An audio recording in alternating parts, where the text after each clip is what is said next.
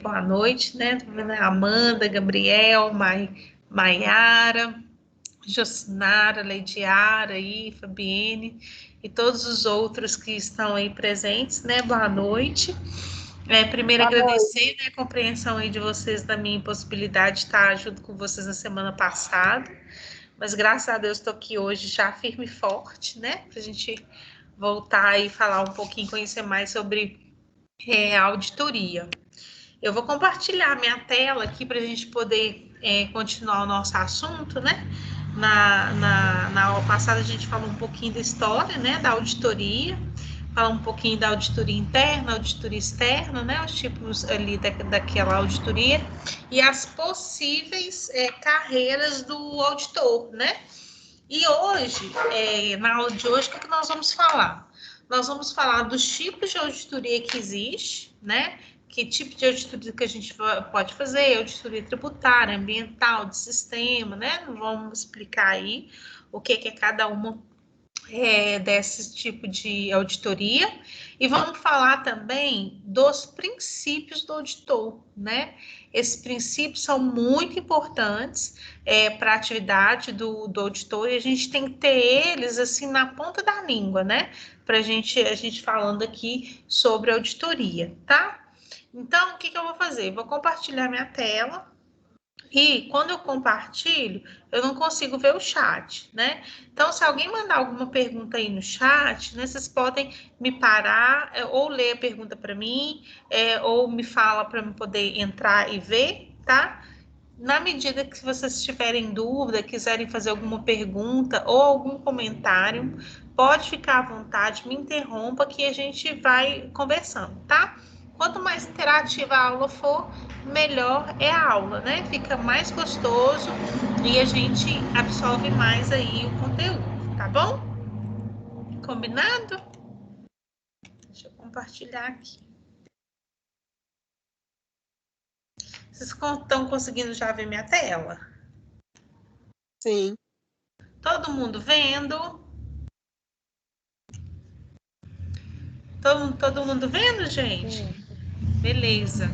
Então, olha só recapitulando, né? Igual eu falei na aula passada, nós falamos aí um pouquinho, né? O que é a auditoria, a história da auditoria, o que era auditoria independente e auditoria interna, e nós paramos aqui, né?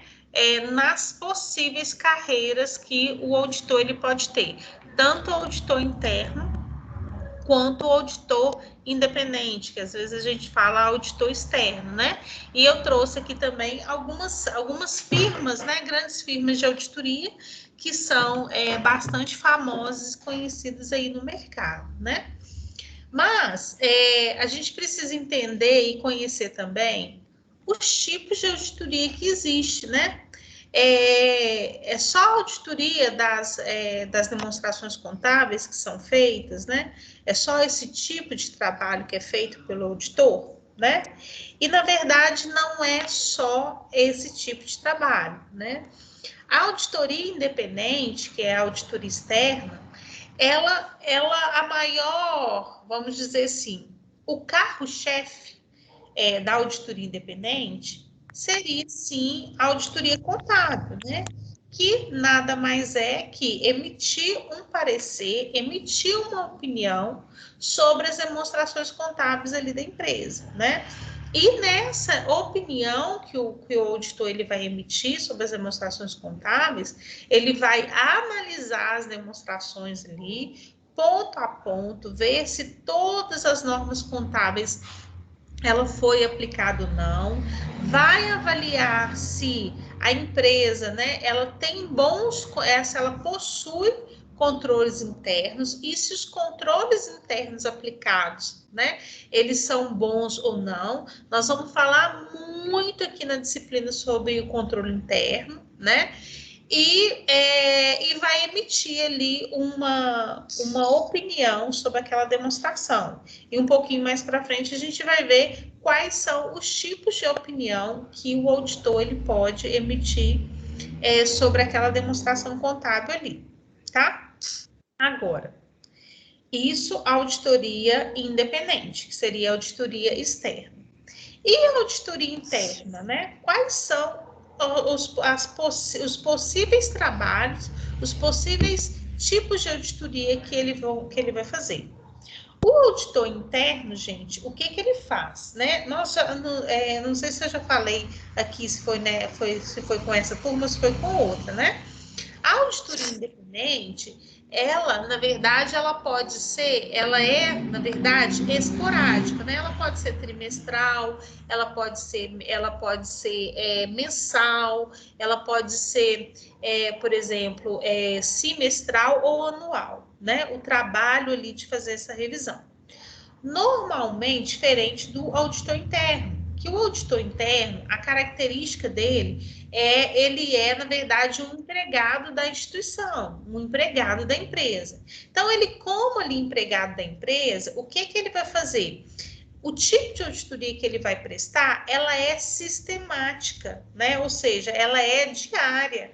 Então, o trabalho dele é fazer a revisão dos controles internos, né, ali dentro da empresa, sistematicamente de cada operação, né? Então, ele vai ali avaliar as operações, avaliar os controles internos, de maneira a proteger os bens ali da empresa, né? Tanto os bens, os direitos dela ali, a fim de evitar fraude, evitar desvios, né? Desfalques. Claro, a gente vai ver ainda um pouquinho depois, mais para frente, a diferença de fraude e erro, né? Mas o enfoque maior da auditoria interna é fazer essa revisão e evitar esse tipo de fraude. Então, ela não vai ser esporádica como a independente, ela vai ser sistemática. Então, todos os dias o auditor ele vai estar ali de olho, né, para que ele possa melhorar e garantir os controles internos ali da empresa, tá? Então, o que ele vai fazer? Qualquer constatação de possível irregularidade, né, de desvio, desculpa, do uso indevido ali dos bens da empresa, ele vai pontuar, ele vai rever e ele vai ajudar a implementar novos controles, né, para poder evitar essas fraudes e esses desvios, tá? Esses desfalques.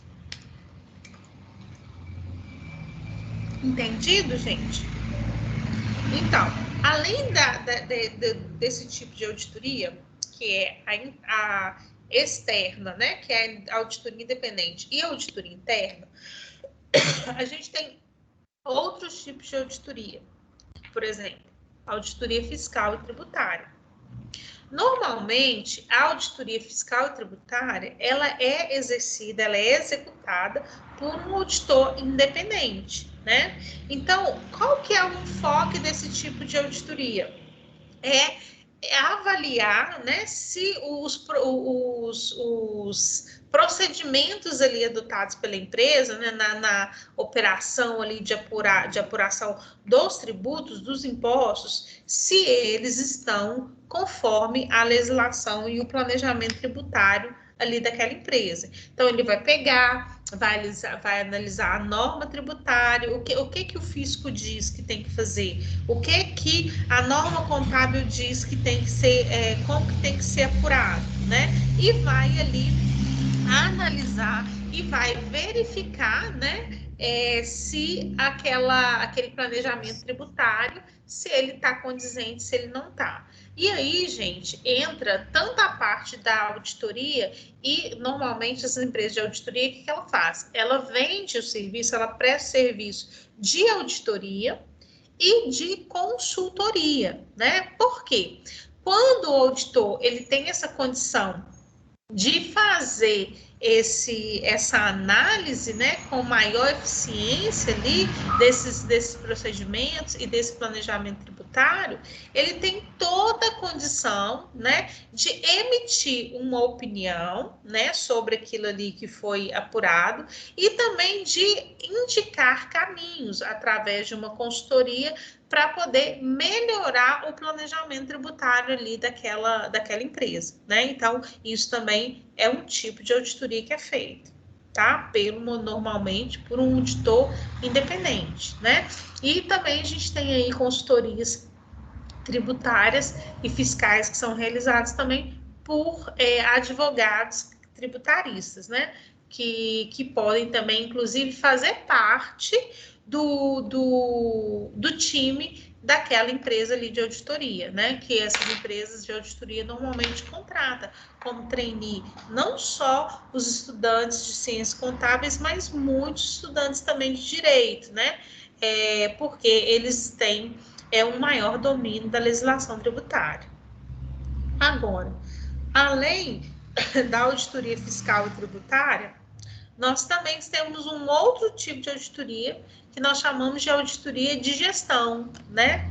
Já esse tipo de auditoria, que é a auditoria de gestão, o que acontece? Ela é muito mais voltada, ela é direcionada, né, para as diretrizes da gestão da organização. Então, o que ela vai apurar? Ela vai apurar se a gestão ali da operação, se ela está consistente com os planos e metas aprovados, especialmente no planejamento estratégico, né? Então, as empresas, eu não sei se vocês já fizeram a disciplina de controladoria, né? Lá dentro de controladoria, a gente fala bastante sobre planejamento estratégico. Então, a empresa ela elabora esse planejamento estratégico, onde são definidas, né, as metas ali e o plano de ação para poder cumprir aquelas metas. E nós temos a auditoria de gestão para poder validar, para poder verificar se esse planejamento está sendo executado, né? Se todos os passos pré-determinados lá dentro do planejamento estratégico, se ele realmente está sendo executado pelaquela alta administração. Então, é um tipo também de auditoria que nós temos, essa auditoria de gestão. Além da auditoria fiscal e tributária e de gestão, um outro tipo de auditoria que é muito comum é a auditoria ambiental, né? Hoje mesmo, eu estava lendo a reportagem, né?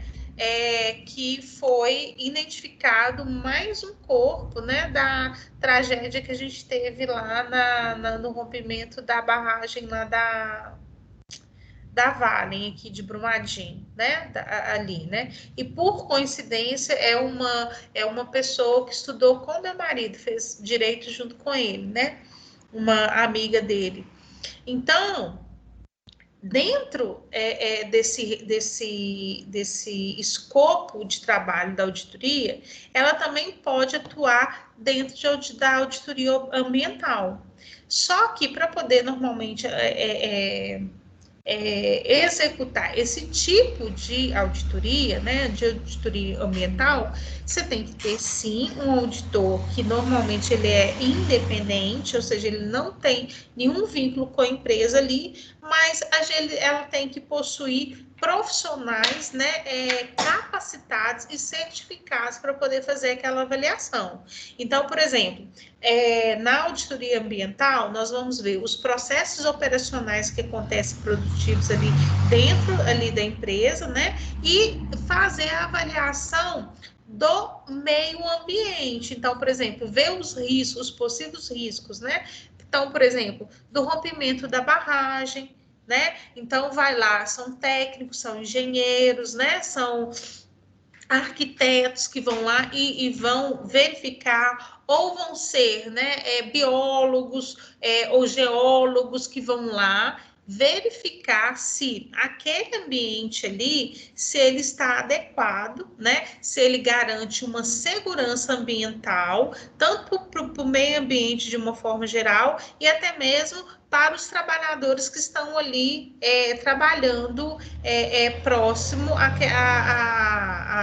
àquela produção, por exemplo, as minas, né? E essas outras atividades aí de exploração mineral. Então, isso também é um tipo de auditoria, né? É um pouco diferente daquilo que a gente já está mais acostumado, que é com a parte contábil, mas é também um tipo de auditoria e é um campo de atuação, né?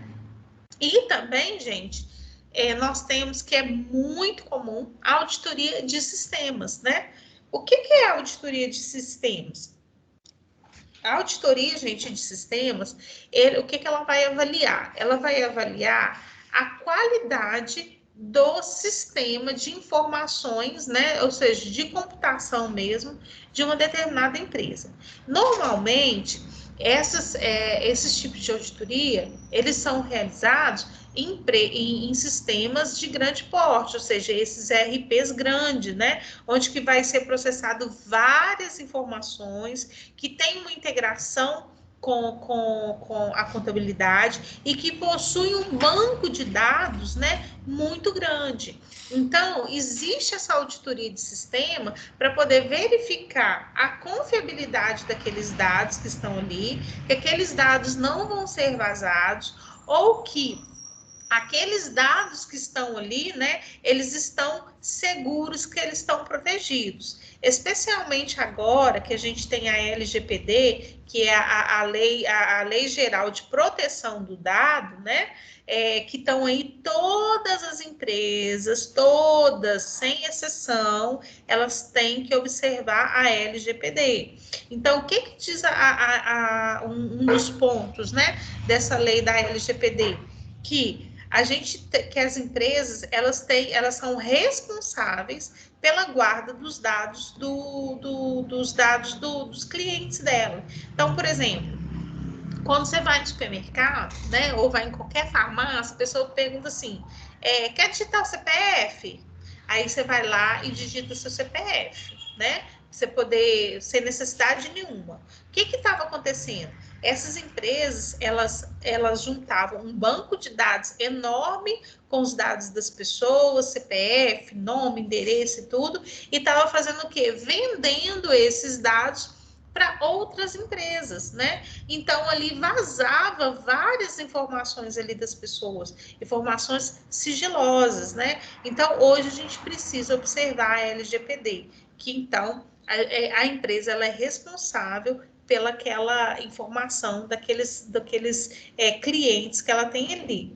Então, nesse tipo de auditoria de sistemas, né, terão também profissionais qualificados da área da tecnologia da informação, né, que vai trabalhar, que vai analisar e com a missão de otimizar a utilização desse recurso, desses bancos de dados, para poder minimizar os riscos dentro dos processos, né? E garantir que essa geração dessas informações de dados elas estejam sempre confiáveis, sempre disponíveis, né? De serem de fácil acesso para a empresa, né, gente, detentora ali daquele dado, e especialmente agora com a LGPD, que esses dados estejam protegidos, né? Então, essa aí é a função da auditoria de sistema, tá? E o que eu fiz? Eu trouxe para vocês, né? E eu vou disponibilizar aí depois um resumo, um quadro resumo, onde que a gente tem todos os tipos aqui de auditoria, né? Tem aqui a auditoria interna, qual que é a atividade da auditoria interna? Observar as normas e procedimentos implantados pela empresa ou pelos órgãos reguladores dentro da empresa, né? Que vai determinar as regras. O que seria uma auditoria operacional? Ou seja, são processos administrativos e operacionais que a gente vai buscar aquele aprimoramento contínuo ali dos processos, né? Nós temos auditoria de cumprimento normativo, né? Ou que está muito aí na moda a gente falar auditoria de compliance, né? O que é essa auditoria de compliance? Ela é utilizada para quê? Para poder trazer uma maior confiabilidade àquele conjunto ali de normas, de regras dentro da empresa, né? Então, a gente vai checar, nós vamos garantir que as normas da empresa, elas estão sendo cumpridas, né? A auditoria de gestão, que a gente já falou, a de sistema aí também, né?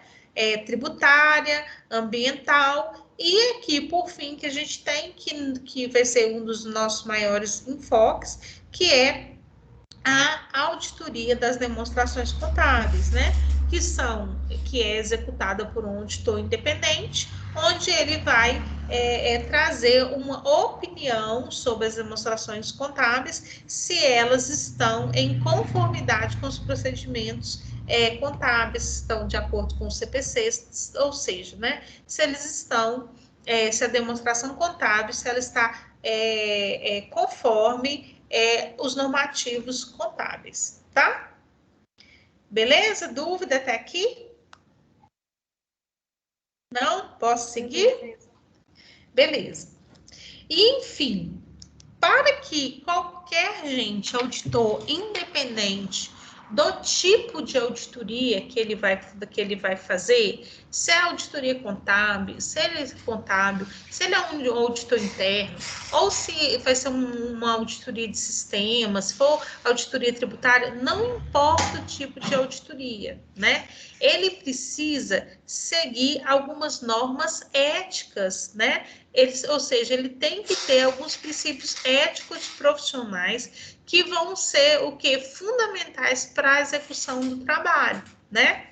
Então, ele vai exigir que o profissional ele tenha entendimento do tipo de trabalho que ele tem, que ele vai executar, e que o auditor mereça credibilidade, tá? Então, o auditor, né, se ele não tiver credibilidade, se ele não tiver uma honestidade, né, ele não pode exercer a função de auditor, tá? Então, não é permitido nada, nenhuma sombra de dúvida quanto à honestidade ou os padrões morais do auditor, tá? Então, assim, o auditor é como se fosse um pré-juiz.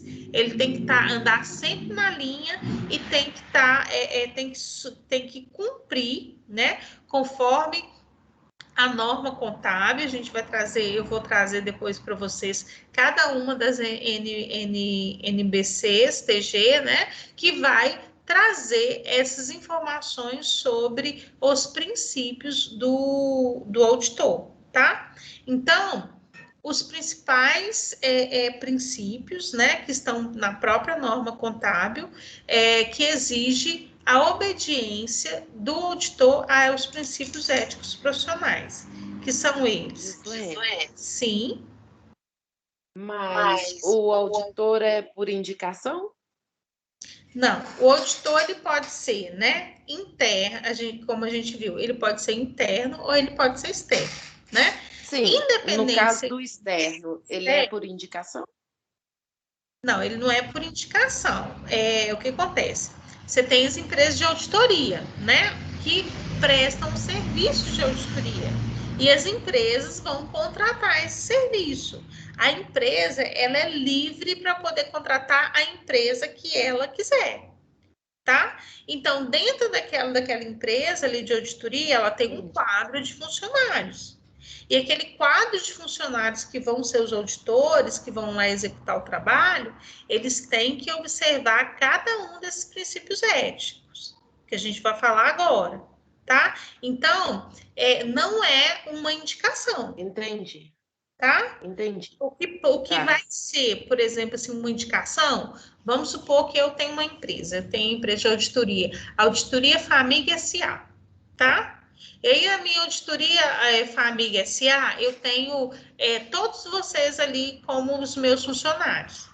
Aí eu tenho a empresa A e a empresa B para poder auditar. Eu vou falar assim, olha, a Renata, a Jocinara e a Maiara vão lá auditar a empresa A. A fulana de tal, o outro vai lá para auditar a empresa B, entendeu? Aí vai ter uma divisão de equipe interna que vão ser direcionadas para as empresas, tá? Mas não é simplesmente Agora eu entendi. uma indicação qualquer, não, tá? A empresa que contrata, a empresa de auditoria, ela paga por esse serviço, né? Então, ela tem que pagar pelo serviço e ela, sim, vai escolher a empresa que vai auditar e, normalmente, as empresas escolhem, as empresas de auditoria, pela credibilidade que ela tem no mercado. Fala, não, olha, aquela empresa lá, aquela empresa de auditoria é boa, né? Os profissionais são, assim, excelentes, os pareceres, né? Eles são muito corretos com a aplicação da norma, ou seja, né? Quanto mais rígido, né, mais séria a empresa de auditoria, mais rígida ela vai ser em relação ao cumprimento dos princípios da norma contábil, né? As empresas de auditoria, né, que a gente fala assim que são meia boca, os auditores, algumas coisas ele faz vista grossa, ou seja, né, não quer ter muito problema com o cliente, tudo, e deixa passar algumas coisas, né? Então, isso não é ético, a gente vai ver aqui, né? E não traz confiabilidade no trabalho do auditor. Tá? A gente vai conversando aí, vamos falando um pouquinho mais e vocês vão entendendo como que acontece aí a auditoria. Então, gente, de toda essa ética profissional que o auditor ele precisa ter, nós temos aí 4 princípios que são fundamentais, tá? Que é, primeiro, a independência, a integridade, a eficiência e a confidencialidade. Nós vamos passar um por um e vamos entender o que significa cada um desses princípios que o auditor ele precisa observar. Então, vamos para o primeiro aí, que é a independência, né? Por que o auditor ele tem que ser independente? Por que vocês acham que deve ter independência? O que significaria, na verdade, a independência aqui do auditor? Ele ser imparcial no julgamento dele, né? Exatamente, né? Ou seja, ele tem que ser completamente independente, imparcial, e ele não pode ter nenhum vínculo ali com a empresa que ele está auditando. Por quê? Quando a gente tem determinado vínculo, né, a gente deixa essa independência e passa a ser dependente. Então, por exemplo, que a gente já falou, inclusive, o auditor interno, ele não tem essa característica de 100% independente. Por quê? Ele é dependente daquela empresa porque ele é funcionário e a empresa paga pelo salário dele. Ou seja, então, ele tem certa dependência ali daquela empresa. Já o auditor externo, que ele é completamente independente, ele não tem nenhum vínculo com aquela empresa e ele tem total liberdade de ser completamente imparcial e emitir a opinião dele de uma maneira livre, tá? Nada, na verdade, vai fazer, né, com que ele pense 2 vezes em emitir uma opinião. Eu falo assim, não posso emitir essa opinião, não posso fazer isso por causa daquilo, né? Então, essa independência, ela é muito importante aí para o auditor. Por quê? Quanto mais independente, mais imparcial e mais livre a interpretação do auditor sobre as demonstrações contábeis, né? Gislaine, sim. Se esse auditor externo, ele fizer um serviço no qual a empresa não agradou, não concordou, ela pode estar fazendo alguma reclamação a algum órgão. No caso, esse auditor ele está vinculado a algum órgão, né? Isso, a gente vai ver aqui também, né? Todo o auditor, gente, ele vai estar vinculado ao IBRACON, que é o Instituto Brasileiro de Auditoria, e à CVM, né? Que é a Comissão de Valores Mobiliários. A gente ainda vai ver aqui quais são as regras ali para o auditor, tá? E o auditor, a gente também vai ver que ele responde juridicamente, né? Ele responde civil e criminal se ele tiver emitido uma opinião de maneira equivocada, né? A gente vai ver ainda sobre essas questões, né? quanto que é importante essa opinião do auditor. Mas não em relação a isso. Por exemplo, o auditor ele emitiu uma opinião em que a direção da empresa não concorda. Isso acontece toda hora, né? Toda hora. O que vale para o auditor é que ele tem que ser independente, que ele tem que ser imparcial e que a opinião dele tenha sido pautada nas normas brasileiras de contabilidade ou nas normas internacionais de contabilidade, tá? Ele tem que garantir que não houve fraude, que ele não tem conflito de interesse com aquela empresa, que ele não está recebendo vantagem para poder emitir uma opinião, tá? Ou seja, ele tem que ser completamente independente. Por isso, por exemplo, o auditor, ele não pode receber presente. Quando o auditor ele vai auditar uma empresa, não tem essa questão, vou ali almoçar com o contador, ou vou ali ter um contato mais próximo com aquelas pessoas. Não. O auditor, a característica dele, ele já é realmente de ser independente, mais reservado para quê? Para poder garantir essa independência.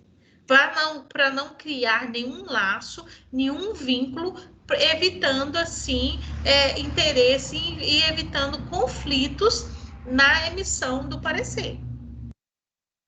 Entendeu? Então, por isso que o povo fala assim, nossa, a gente tem várias reações quando a gente recebe um auditor, né? Tem gente que fala assim, ai, meu Deus, auditor, aí fica morrendo de medo do auditor, né?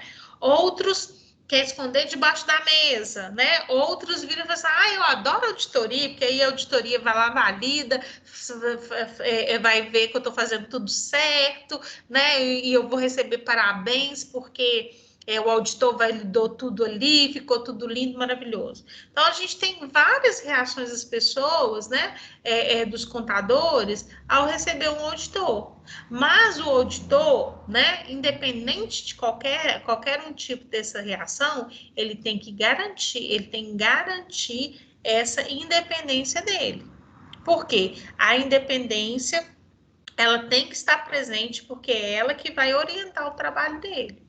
Tá? Ela que vai trazer, na verdade, vai dar liberdade para ele poder exercer a verdade, evitar esses conflitos de interesse e trazer maior confiabilidade ali naquela demonstração contábil ali, tá? Então, além disso que eu falei, né? O auditor ele vai ficar impedido de exercer ali a auditoria independente se ele tiver qualquer vínculo com as pessoas que estejam trabalhando diretamente ali dentro daquela organização, né? Então, isso aí é norma profissional de auditoria independente. Se no período que ele estiver ali auditando aquela empresa, né? Ou se durante a execução do trabalho dele ali, dentro daquela empresa ali auditada, né? Se ele tiver qualquer tipo de relacionamento com funcionários que estejam trabalhando ali, ou que ele tenha qualquer tipo de relacionamento com empresas que sejam coligadas ou controladas, né? Ou faça parte do mesmo grupo econômico que tenha vínculo conjugal, participação direta ou indireta entre os sócios, né? Ou se tiver interesse financeiro direto ou indireto, né? Ou imediato, o auditor está impedido de exercer aquela atividade dele. Por quê? Porque há conflito de interesse. Se houver conflito de interesse, ele não pode exercer aquele papel ali dentro de auditor independente. Isso não quer dizer que ele não possa ir auditar uma outra empresa, tá? Ele pode auditar uma outra empresa que ele não tenha nenhum tipo de ligação, ou seja, ele precisa estar completamente independente.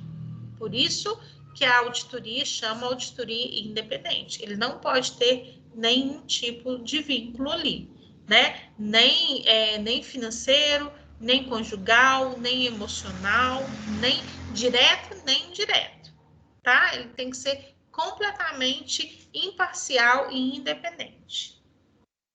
Entendido? Esse primeiro princípio aqui da independência?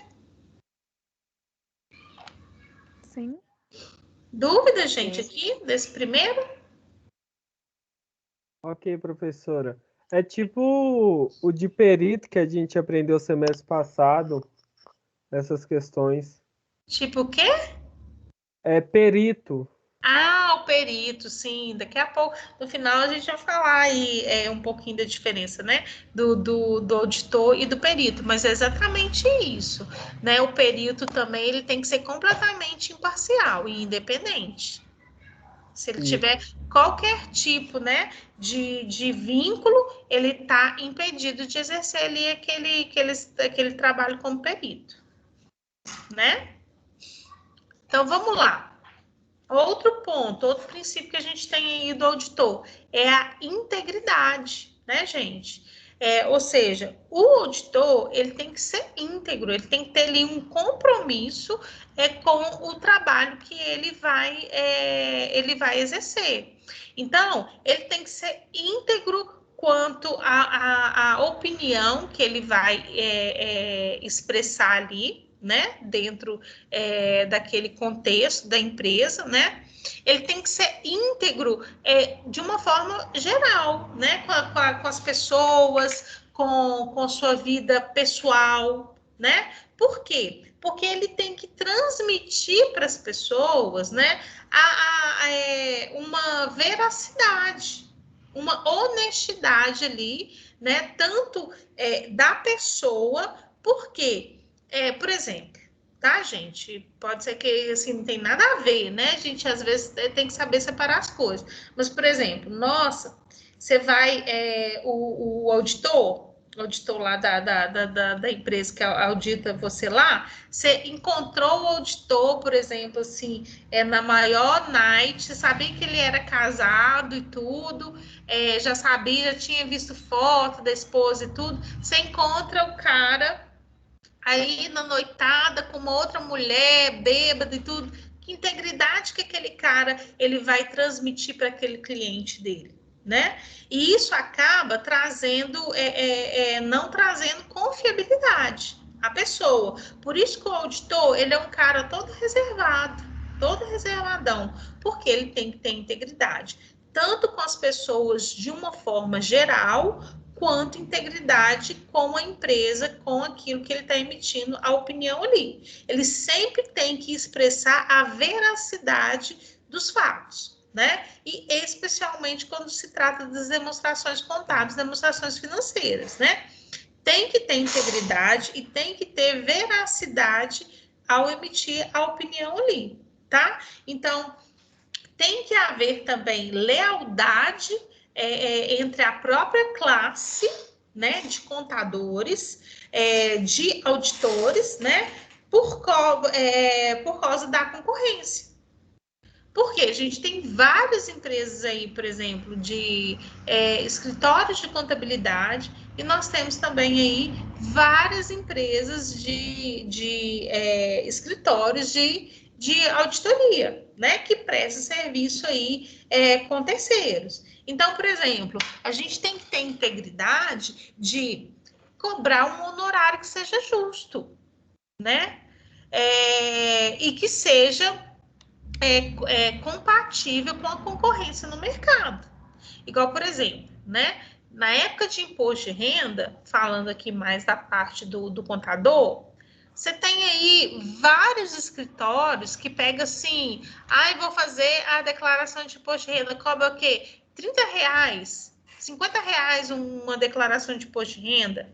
Ou seja, ele não quer saber, né, se aquele honorário que ele está cobrando, se está compatível com o mercado, com os outros profissionais que estão ali, e ele simplesmente só quer ganhar aquele dinheiro ali e fazer de qualquer forma, né? Isso não é íntegro. Por quê? Porque a gente tem que zelar pela A categoria, ou seja, pela aquela classe de profissional, tá? Então, a gente precisa inclusive na hora de colocar preço nos valores dos honorários, a gente tem que pensar isso garantindo a integridade da classe, né? E não colocando, de qualquer forma, em risco o objetivo do trabalho. Porque você vai cobrar um valor irrisório, que tipo de trabalho que você vai prestar para o cara? Vai ser irrisório também? Né? Tem que haver concordância, tem que haver integridade completa, né? Não é só moral, não é só em relação ao tipo de opinião que a gente vai expor ali, mas também a gente tem que ser íntegro com a classe, tem que ser íntegro com os colegas, com a concorrência, tá? Isso aí também é um princípio que está dentro, gente, das normas brasileiras de contabilidade aí, no que diz a respeito da auditoria, que a gente vai passar por elas também, tá? Então, continuando aqui nessa questão da integridade, o auditor, né, a gente vai considerar, né, a norma, vai considerar ele culpado quando, né, ele cai em descrédito pelo desempenho das funções que ele vai exercer, né? E quando e como isso pode acontecer? Quando que isso vai afetar a integridade desse auditor? Quando ele deixar de expressar um fato importante que aconteceu ali dentro da empresa ou dentro, né, daquele processo que ele está auditando, não exposto nas demonstrações financeiras, né? Por exemplo, olha, o auditor ele verificou, né, que a empresa deixou de contabilizar um passivo tributário grande lá, em que os próprios advogados disseram que a perda era provável. Né? Ou seja, tem várias ações ali sendo discutidas. Vamos supor que seja uma ação trabalhista grande e que os advogados já mencionaram que é muito provável que a empresa perca. Com essa informação e conforme os princípios contábeis, especialmente o princípio da prudência, né, e a gente vai ver outros CPCs aí que vão estar relacionados a isso, o que o contador ele deveria fazer? Constituir uma provisão, uma provisão para perdas, né? Uma provisão, na verdade, ali daquele processo, né? Daquele processo ali trabalhista. Eu preciso já reconhecer isso lá no meu passivo, porque a perda é muito provável. E esse reconhecimento dessa provisão, né, ela vai trazer um impacto grande na minha demonstração contábil, grande no meu resultado. E aí, se o auditor, ele sabe que o contador deveria ter feito ter reconhecido essa provisão e não fez, e não menciona isso, ele perde a integridade. E se acontecer realmente de perder e isso ter um impacto na continuidade dessa empresa, ele vai ser considerado culpado. E ele pode responder, inclusive, criminalmente por isso. Tá? Outro ponto importante, se ele deixar de informar acerca de uma exposição errônea, importante que ele conheça. Por exemplo, olha, o contador, ele fez um reconhecimento de um passivo tributário de maneira inadequada, né? Ele só fez, por exemplo, ele só reconheceu ali aquela provisão ali somente no ativo, ou seja, completamente errado. Os lançamentos contábeis estão completamente errados. O auditor, ele viu que tinha um erro ali, um erro contábil, e ele não expressou a opinião dele. Ele não evidenciou que estava errado. Ele também vai ser julgado culpado, tá? Outra questão, se ele for culpado de negligência importante quanto ao seu exame ou relatório, né? Por exemplo, quando o auditor ele vai até uma empresa, ele audita as demonstrações contábeis, ele emite uma opinião, que a gente vai ver quais são os tipos de parecer, que ele emite essa opinião dentro desse parecer, e além dessa opinião, ele precisa fazer um relatório, que a gente chama de relatório de interim. Dentro desse relatório de interim, ele vai passando por cada ponto ali da demonstração contábil e vai evidenciando no relatório, né, possíveis problemas com os controles internos. Tá? Então, se ele for negligente, né, e não expressar isso no relatório de interim dele, ele também pode ser considerado culpado e isso vai manchar a integridade desse auditor. Então, ele não vai poder exercer a função dele, tá? Então, e quando ele não reunir, gente, também, que é um ponto importante aí, evidências suficientes dentro da demonstração contábil para poder justificar aquela opinião dele ali. Porque como que ele vai expressar opinião se ele não colheu evidências, né? Então, ele não tem como emitir uma opinião, né? Então, ele precisa reunir. Se ele não reunir evidência suficiente, ele não pode nem emitir uma opinião, que a gente vai também mais para frente ver que tem um tipo de parecer para esse tipo de situação. Mas ele tem que falar, olha, infelizmente, eu não consegui emitir uma opinião ali sobre a demonstração contábil por causa de falta disso e daquilo outro, né? Então, ele tem que ter as evidências para ele emitir uma opinião sobre a demonstração contábil, tá? Agora, um outro ponto muito importante, que é também, né, um outro princípio importante para a gente aí, é o princípio da eficiência, tá, gente? O auditor independente, né, ele tem que, quando ele vai auditar, ele age em nome pessoal dele, né? Ou seja, ele assume a responsabilidade técnica ali daquele serviço que ele está prestando. Então, quando ele vai emitir uma opinião, aquela opinião dele ali, ele está atrelando o nome dele. A gente brinca assim, aí, você assina e manda o seu chamegão aí, né? Que é o nome da pessoa. Por quê? Porque quando ele coloca o nome dele ali, ele assume toda a responsabilidade técnica pelo aquele trabalho, né? Então, ele tecnicamente, gente, ele tem que ser eficiente, ele tem que obedecer ali à norma contábil, né? E ele, inclusive, ele tem que ser eficiente dentro dos prazos, né? Então, por exemplo, a gente sabe que até 30 de abril, né? Todas as empresas, especialmente as empresas sociedade anônima, né? Elas precisam publicar as demonstrações contábeis, né? E o parecer do auditor, ele faz parte das demonstrações contábeis.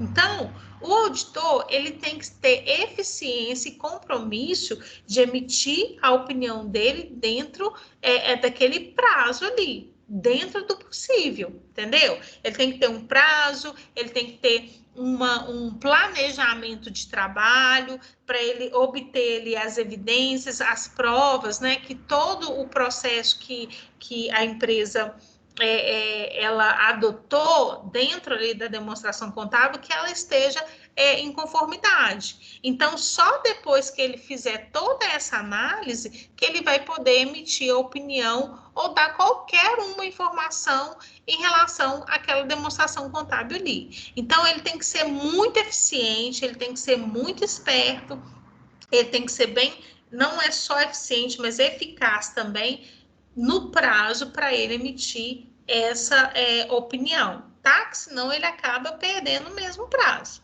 tá, gente? Agora, não adianta ele ser só rápido, ele ser eficiente ali para emitir a opinião, né? A gente já viu que ele tem que ser íntegro, que ele tem que ser eficiente, mas especialmente tudo que ele vê, tudo que ele acessar dentro da empresa tem que ser confidencial, né? Tem que existir uma confidencialidade por parte do auditor. Por quê? O auditor, gente, ele consegue ter acesso a informações estratégicas da empresa, né?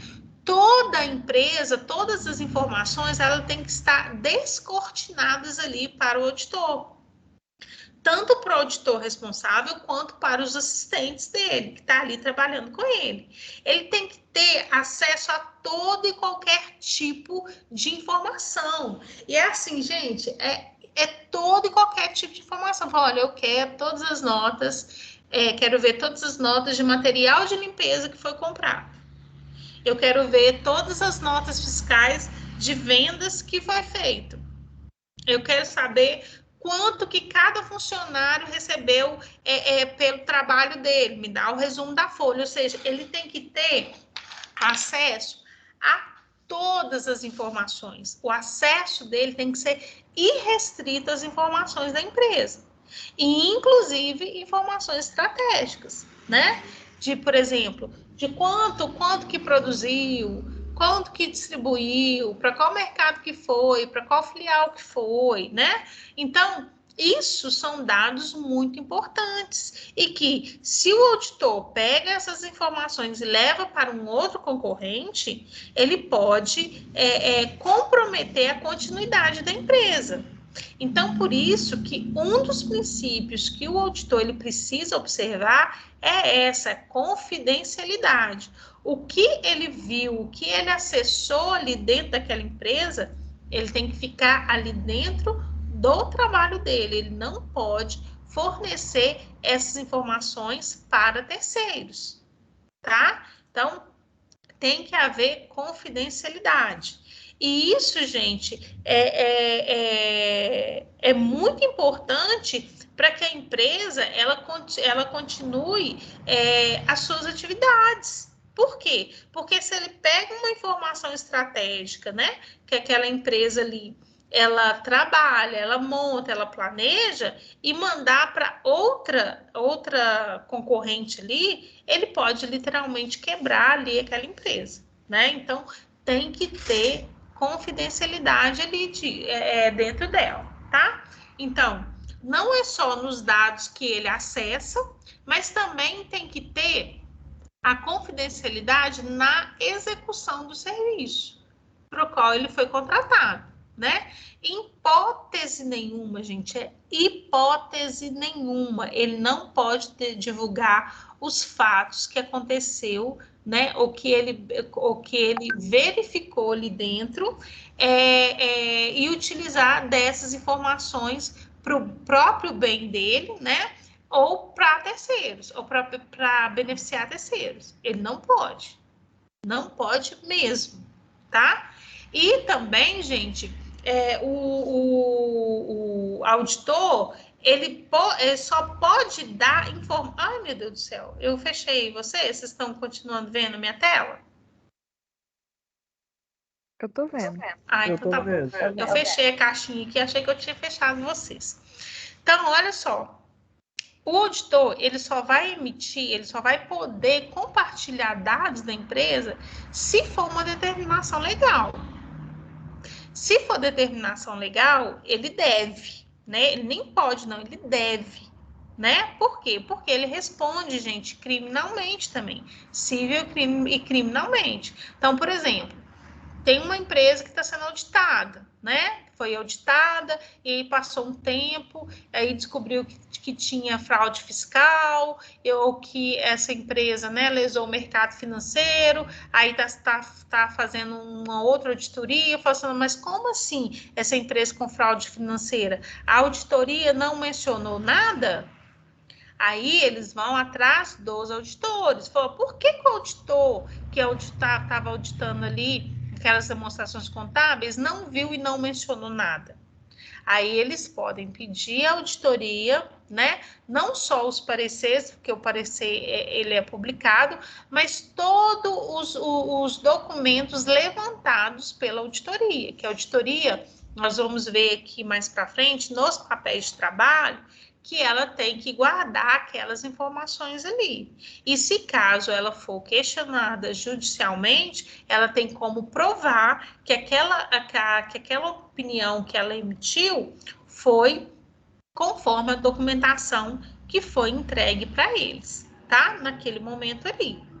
Então, a gente tem que ter muita atenção em relação a essa questão da confidencialidade, tá, gente? E da integridade. Tô lembrando aqui de uma situação que eu já vivi, profissional mesmo, que foi completamente antiético uma atitude de um auditor comigo.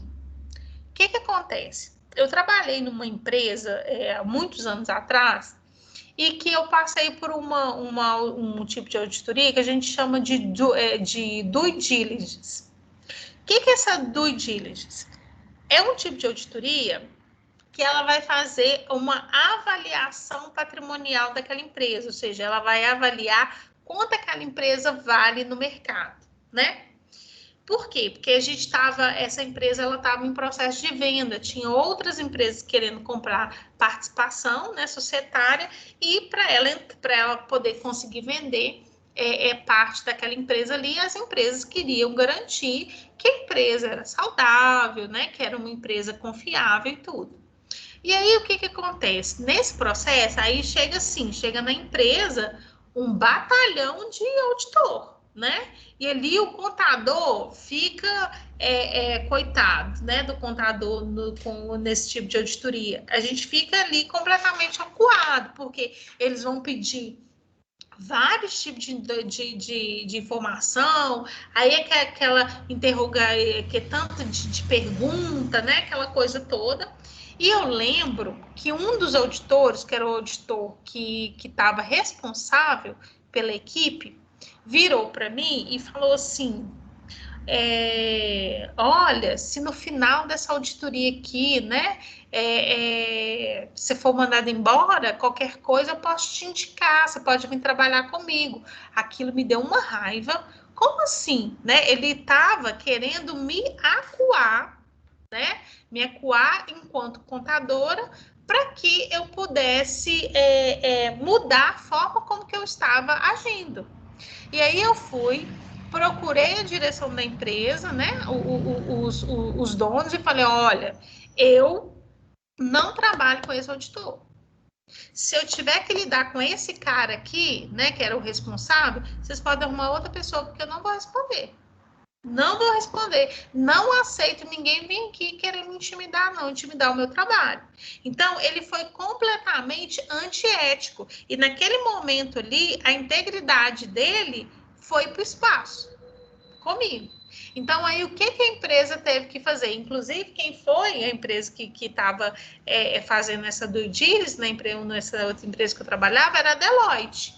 Eles tiveram que trocar o responsável ali pela equipe por esse fato que aconteceu, porque isso mancha a integridade, né? E não traz confidencialidade nem confiabilidade, que vai ser o próximo tópico que a gente vai falar. Então, o auditor, gente, ele tem que ter muita sabedoria na hora dele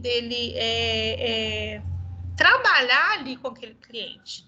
E também dele trazer essa confidencialidade, né? Porque naquele primeiro momento ali, quando teve a due diligence, né? Não era todo mundo que sabia aquilo que estava acontecendo, né?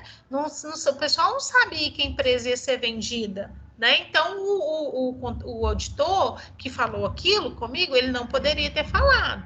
Ou seja, ele sabia do objetivo do trabalho, mas ele não pensou no princípio da confidencialidade. Ele não poderia ter mencionado sobre isso, porque isso tinha que ser mantido em sigilo, né? Então, tem que ter atenção.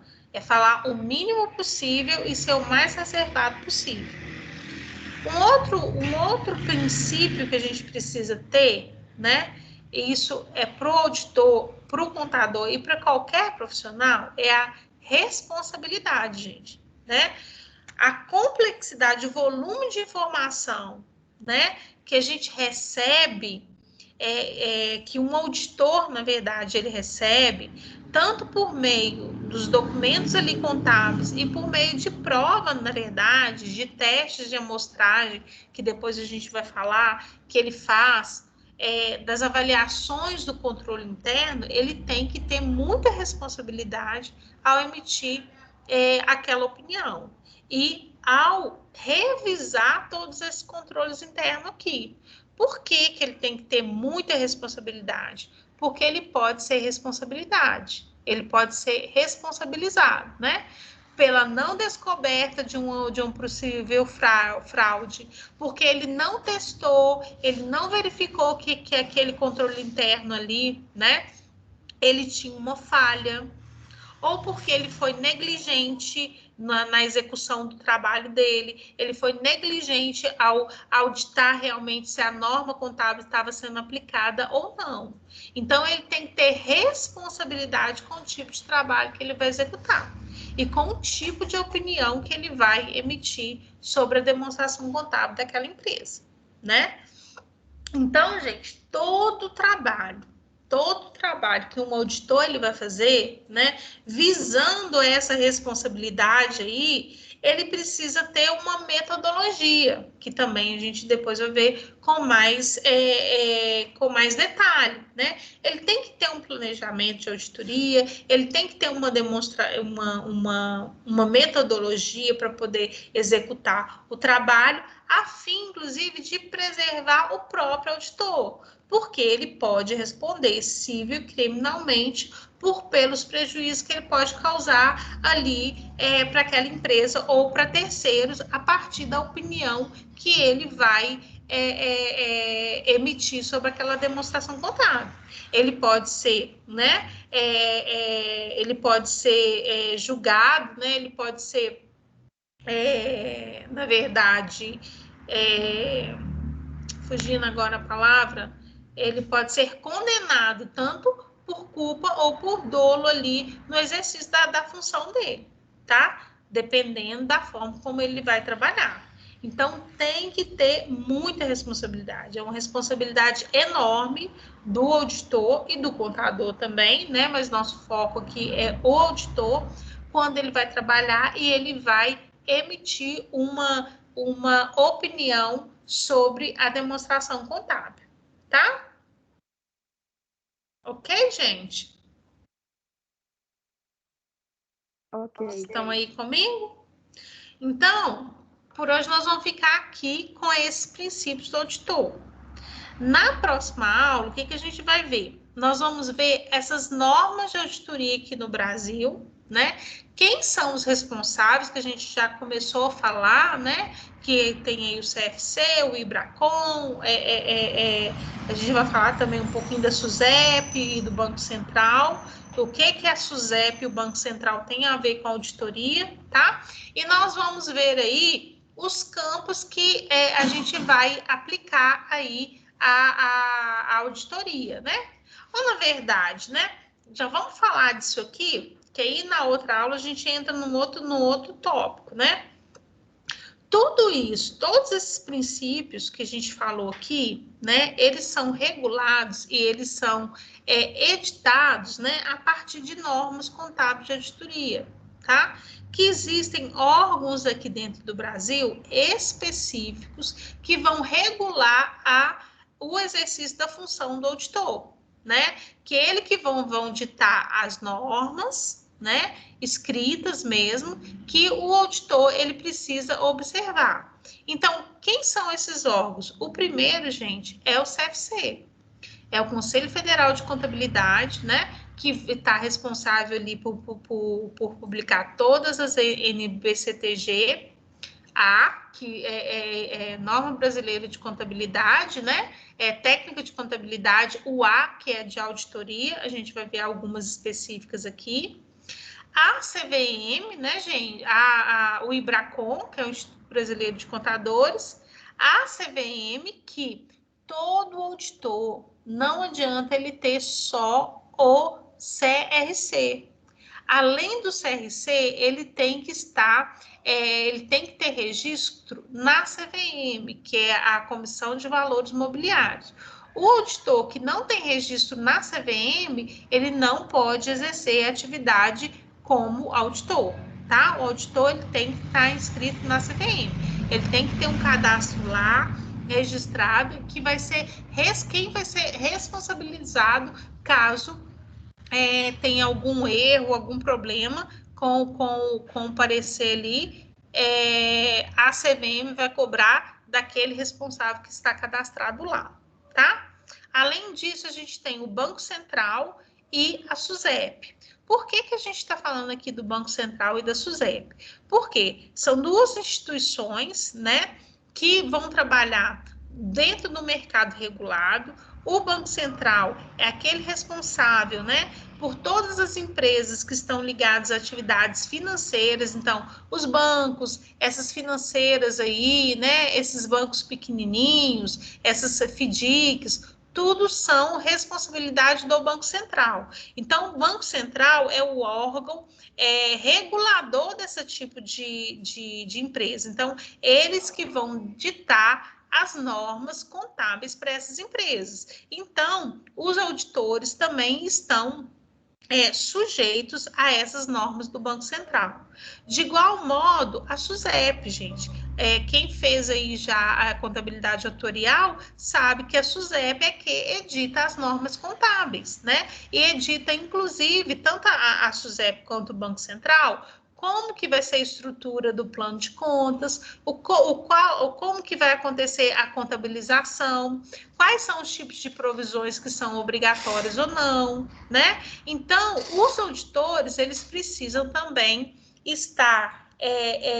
ter domínio dessas normas para que ele consiga auditar as demonstrações contábeis das empresas que estão sendo reguladas pelo Banco Central ou pela SUSEP, tá?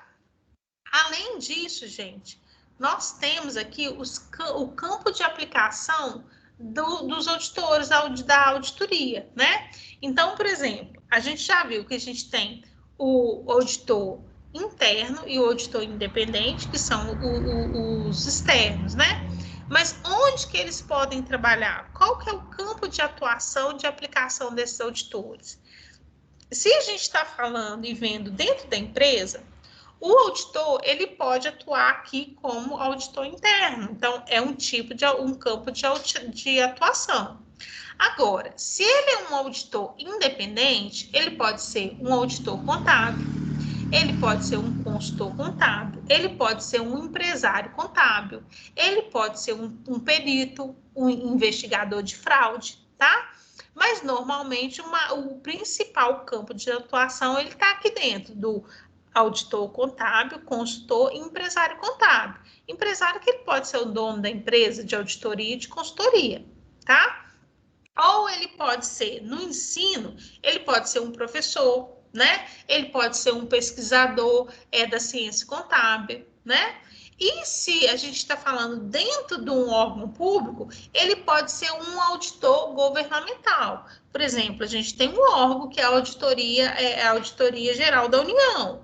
A Auditoria Geral da União, o que ela faz? Ela fiscaliza todas as contas da União, ou seja, ele fiscaliza ali se tudo aquilo, né, que está dentro dos demonstrativos contábeis estão de acordo com as normas públicas, tá? Com as normas, com as dotações contábeis e todas as normas colocadas ali pelo aquele plano orçamentário estipulado por aquele governo, né?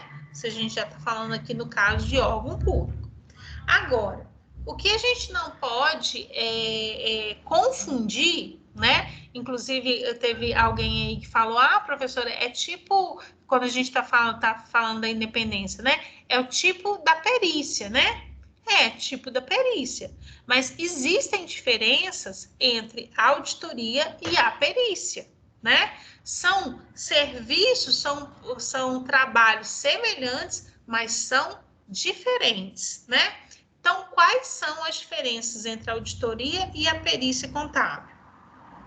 No aspecto, vamos ver aqui na realização do trabalho. Na perícia contábil, né?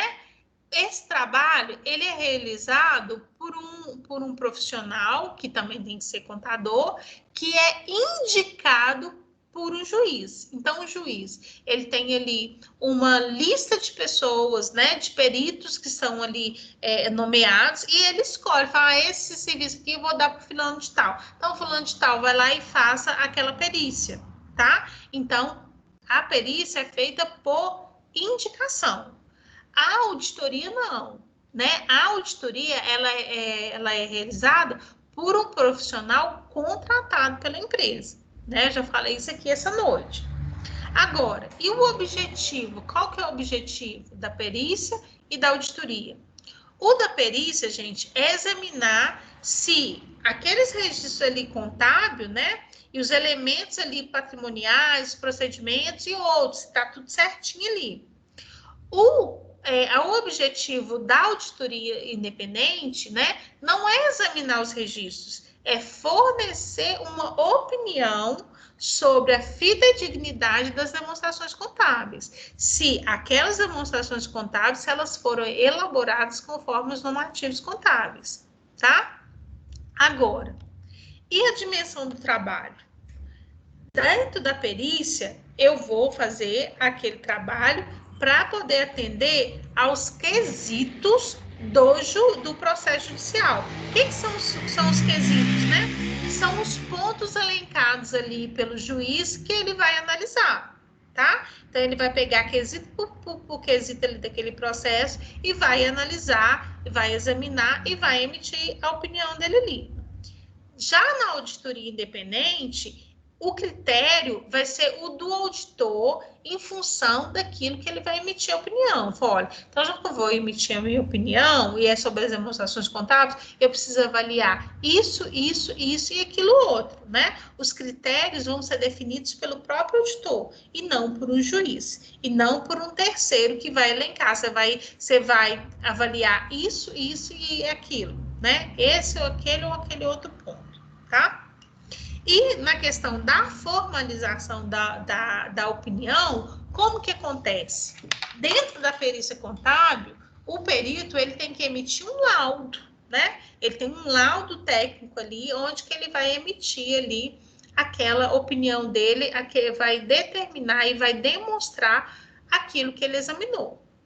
Já o auditor, não. Ele vai expressar aquela opinião dele ali através de um parecer, né, gente? Nós vamos ver também um pouco mais para frente que existe um modelo, né, daquele parecer que ele vai emitir a opinião dele ali sobre aquela demonstração contábil que ele editou, que também é bem diferente ali do perito.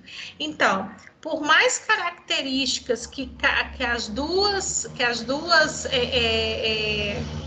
as duas atividades tenham, a perícia e a auditoria, né? Elas têm ali algumas coisas que são incomuns, mas a gente vê que elas são completamente diferentes, tanto na forma como o trabalho é realizado, o objetivo do trabalho, a forma de expressar a opinião. E aí a gente não pode confundir a auditoria com a perícia contábil, ok? Entendido? Ok. Então, beleza. Por hoje a gente fica aqui. Dúvidas? Não? Então tá bom. Eu disponibilizo para vocês tanto a gravação da aula quanto o material que a gente usou aqui nessa aula lá no grupo, tá? Ok. Então tá, gente. Bom descanso para vocês. Para né? você também. E Boa até noite. o próximo encontro. Beijo. Tchau, boa pessoal. noite. Até, boa noite. Até, boa noite. Tchau.